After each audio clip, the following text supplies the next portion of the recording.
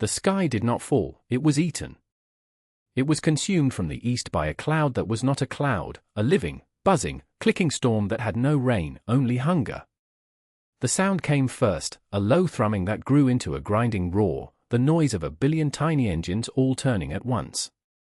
It was a sound that vibrated in the bones, that rattled the glass in the windows of Prosperity Flats and shook the faith in the hearts of its people. Then the light began to fail. The hard, bright sun of the plains was blotted out, not by shadow, but by substance. The air grew thick and greasy with the press of bodies, the world shrinking to a claustrophobic twilight at midday. They descended upon the fields of corn and wheat not like a blanket, but like a tide of living gravel, a scouring, scraping wave that stripped every stalk bare in the time it took a man to draw a horrified breath. Every green leaf, every tender shoot, every kernel of promise was pulverized into nothing. The swarm was a force of pure negation. It did not just take the harvest, it erased the very idea of it, leaving behind a landscape that looked like a photograph of itself that someone had meticulously scraped away with a knife. When it was over, hours later, the silence it left behind was more terrible than the noise had been. It was a dead silence, a hollow vessel where the rustle of corn leaves and the whisper of wind through wheat should have been. The sun returned to a world bleached of its color, a monochrome sketch of ruin. In the stunned quiet, the people of the town stumbled from their homes, their faces masks of disbelief. They looked at the naked earth, at the skeletal remains of their labor, and they understood. They were ruined. Famine, a word they had only ever read in the Bible, had just become the new name for their future. On the desolate edge of this broken town, beside a field now composed of nothing but dirt and severed roots, stood a dilapidated barn, its timbers grey and weary. It seemed just another casualty of the general decay, but within its silent, splintered walls, a secret was sleeping, a deep and patient hope, buried in the cool, dark earth. It had been a different kind of cold that had set them on their path. 8 months before the swarm, on the morning of their 18th birthday, Maeve and Iris were summoned to the office of the orphanage matron. The room was sparse, smelling of lye soap and judgment. The matron, a woman whose face seemed permanently pinched by disappointment, did not ask them to sit. She slid a thin envelope across her desk. It contained $2. "The town charter is clear," she said, her voice as brittle as autumn leaves. "You are of age. Your keep is no longer the responsibility of this community. You will be gone by noon." There was no ceremony to it, no flicker of warmth for the 2 girls who had spent the last decade within those walls after their mother had succumbed to fever. They were simply an entry in a ledger that had now been closed. With their German shepherd, Anka, a silent, watchful shadow at their heels, they walked out into the main street of Prosperity Flats. The townspeople watched them pass. They saw 2 identical faces, pale and serious, framed by long, dark hair. They saw the shared set of their jaws, a stubbornness that was their only inheritance. But what the town saw was a problem solved, 2 more mouths they would not have to feed. What they did not see, what they could not comprehend, was the quiet, unyielding purpose already taking root in the sisters' hearts. They were alone, with nothing but a pittance, a loyal dog, and the stories their mother had told them. They walked past the general store, past the blacksmith's forge, past the church with its tall, accusing steeple, and did not stop until the town was a small, uncaring smudge behind them. They were outcasts. The world had drawn a line, and they were on the other side of it. But their mother had taught them that the other side of the line was often where the real work was done, where survival was not a matter of charity, but of will. The wind was cold, but it felt like a beginning. They had each other, they had their dog, and they had the memories. And in the coming months, those memories would prove to be worth more than all the gold in the world. Their mother had been a woman woven from a different thread, a stranger from a land where the earth was less forgiving and the sky was a fickle friend. She had carried its harsh lessons in her bones and in her stories. While other mothers sang their children lullabies of silver moons and sugar plums, she had whispered tales of the 7 lean years and the 7 fat years. She spoke of the locust, not as a biblical plague, but as a recurring debt demanded by nature, a great and terrible hunger that slept for generations and then awoke to claim its due. "You must watch the signs," she would tell them, her voice a low murmur in the dark of their shared cot at the orphanage. The world always tells you what it is about to do if you know how to listen. She had taught them to read the language of the land. A string of unusually warm winters, she'd said, was a lullaby for the eggs sleeping in the soil. Sunsets that were too vivid, bleeding purple and orange into the twilight, were a warning. The behavior of the crickets, the way they fell silent long before a man could hear the coming hum, was the final whisper before the shout. To the people of Prosperity Flats, these were just quirks of the weather, idle chatter for a slow afternoon. To Maeve and Iris, they were chapters in a story they had been hearing their whole lives. Their mother had given them a different kind of sight, the ability to see the future not as a guess, but as a pattern. She had armed them not with steel, but with knowledge, a strange and potent inheritance of foresight. Never put your faith in one harvest, she had warned, her eyes distant, remembering a place they had never seen. You must have a memory for the earth. You must build a root that goes deeper than any plow. 1 for the mice, 1 for the crows, and 7 for the winter you do not see coming. They did not fully understand the weight of her words then, but they had held onto them, polished them like sacred stones. Now, cast out and alone, these stories were no longer folklore. They were a map. They were a blueprint for survival.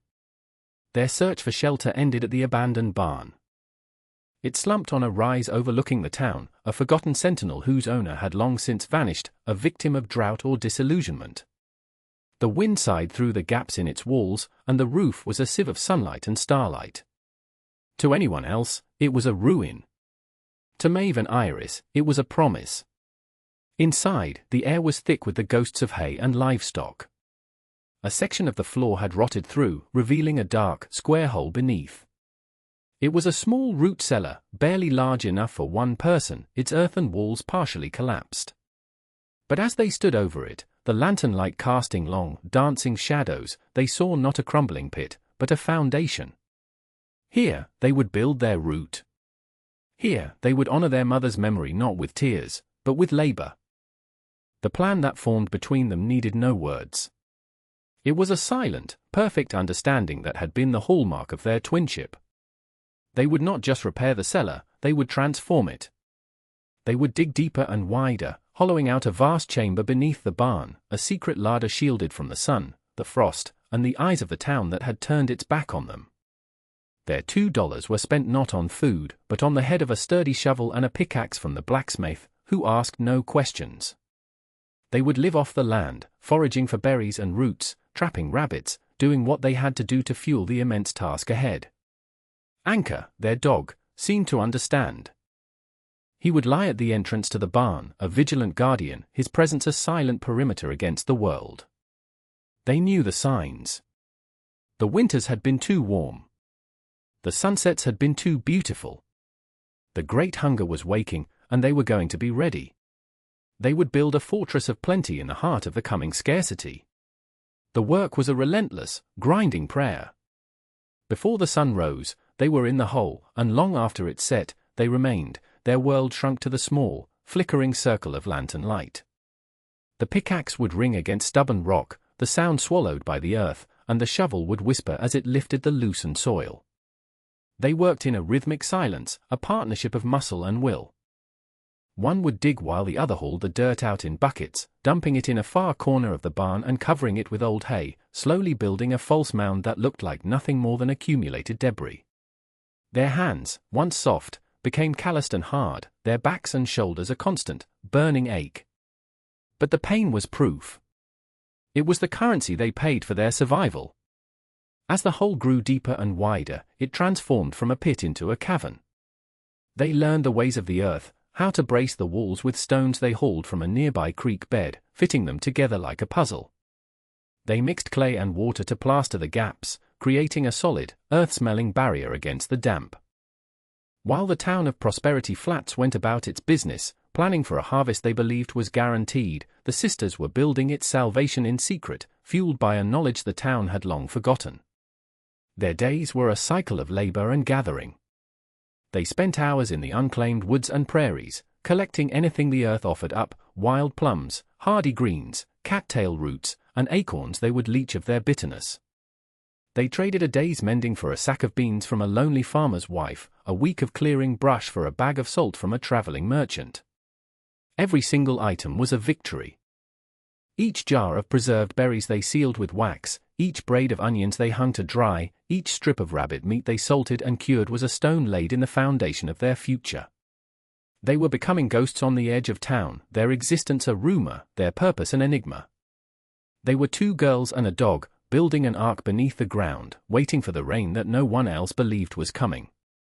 If you want to understand how a town can die, even with its buildings still standing, you must look at Prosperity Flats in the week after the swarm. The hope drained out of the place first.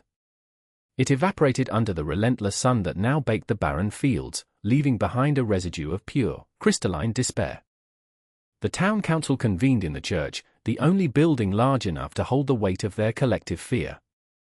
Mayor Thorne, a man whose authority was built on the promise of predictable seasons and bountiful harvests, now looked small and lost behind the lectern.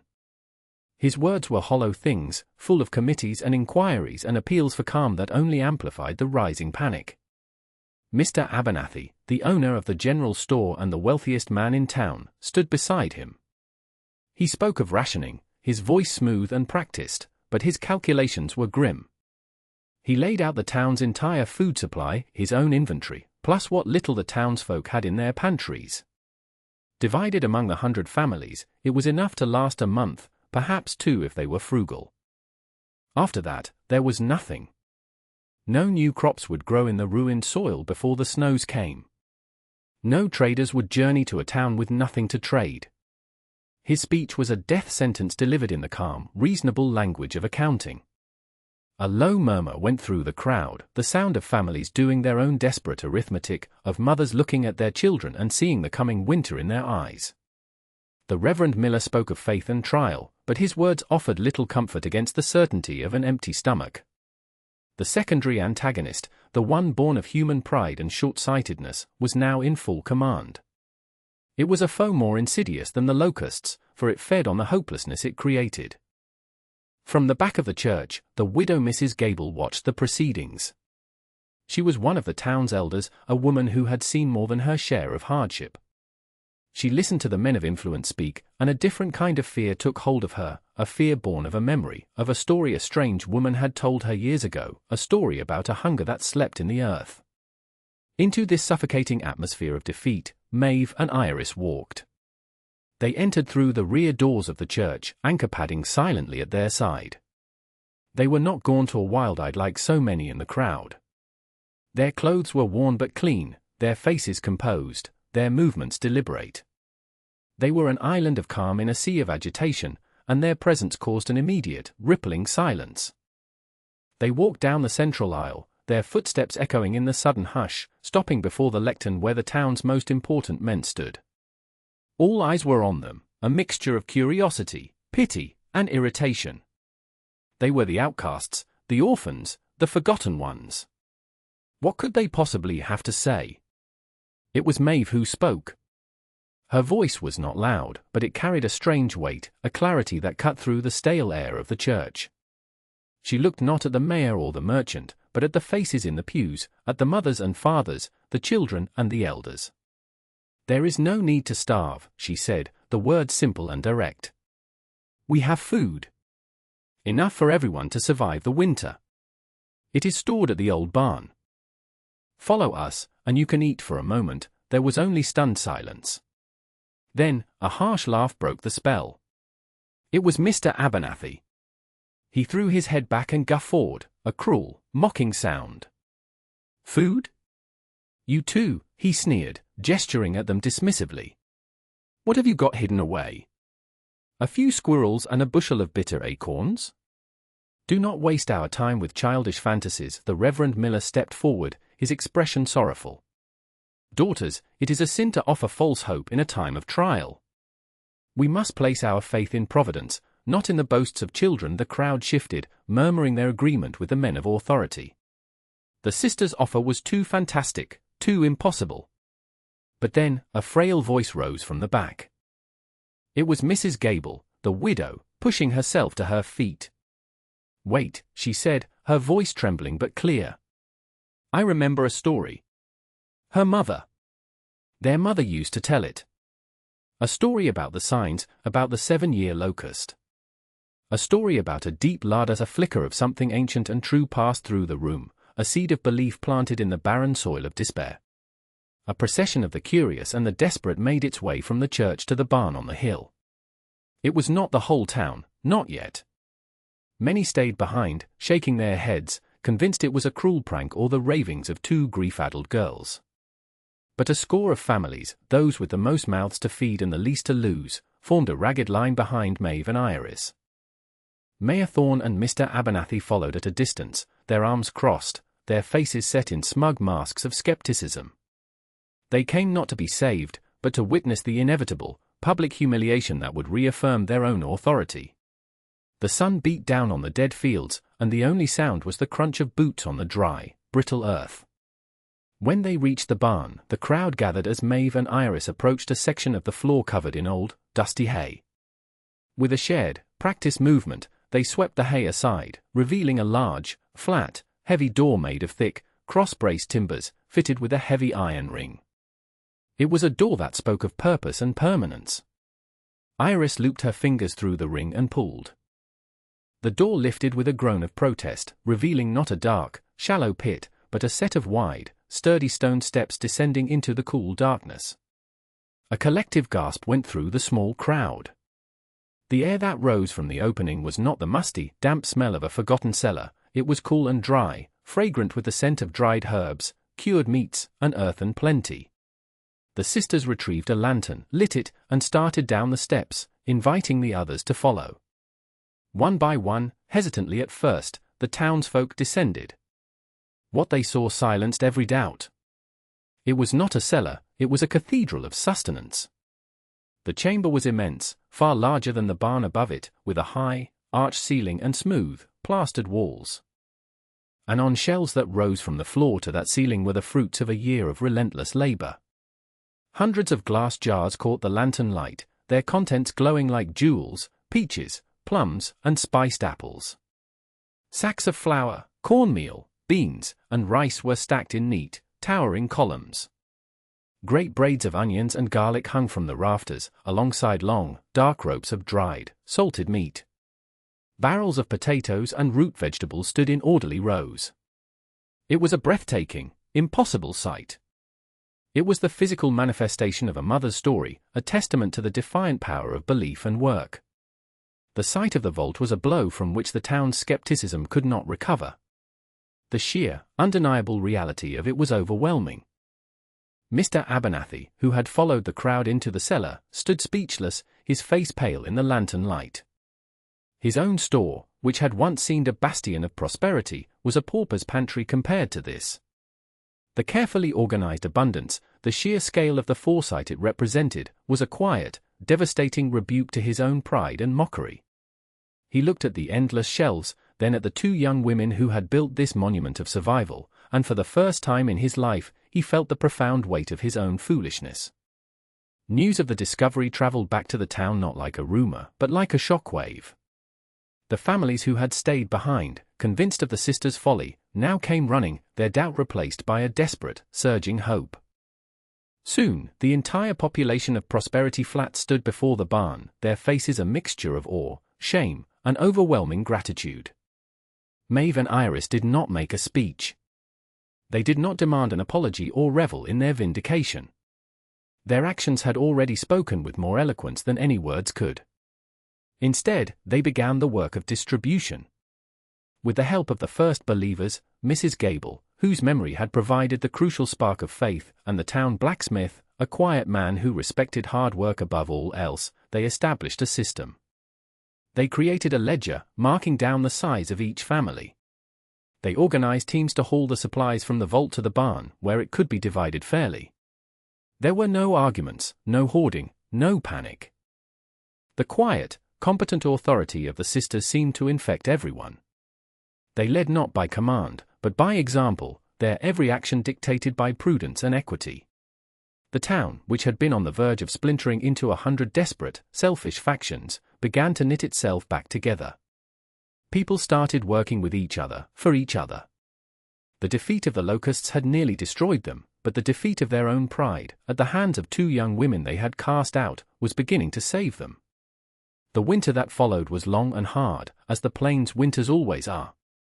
The snows came early and lay deep upon the barren fields, a white shroud over the memory of the swarm. But inside the homes of Prosperity Flats, there was warmth, and there was food. The fear of starvation, which had been a constant, gnawing presence, was gone. It was replaced by a quiet, communal sense of wonder and gratitude. The vault, which the sisters had named the root cellar in honor of their mother's words, became the heart of the town. The distributions were a weekly ritual, a steady, reliable rhythm that saw them through the darkest months. The sisters' legacy grew not from a single act of revelation, but from the sustained, daily grace of their leadership. They were no longer the orphans, the outcasts. They became Maeve and Iris, the providers, the visionaries. The town council was quietly dissolved and reformed with the sisters and the elders like Mrs. Gable at its center. Mr. Abernathy, humbled and changed, offered his skills in accounting to help manage the inventory, his pride replaced by a desire to serve. The vault was not emptied and forgotten when spring finally arrived. It became a permanent institution, a communal insurance policy against the whims of nature. The town, having learned its lesson in the harshest way imaginable, now worked as one to keep it stocked. Every family contributed a portion of their harvest, not by decree, but with a sense of sacred duty. The story of the sisters and their secret work became a founding myth, a tale told to children to teach them the virtues of foresight, humility, and the quiet power of listening to the wisdom of the past. The barn was repaired, its roof mended, its walls reinforced, a landmark of their survival. The town of Prosperity Flats had been given a second chance, not by a miracle from the heavens, but by a miracle from the earth, dug by the hands of two forgotten daughters who had remembered the stories their mother told them. They had built a root that went deeper than any plow, and in doing so, they had saved them all.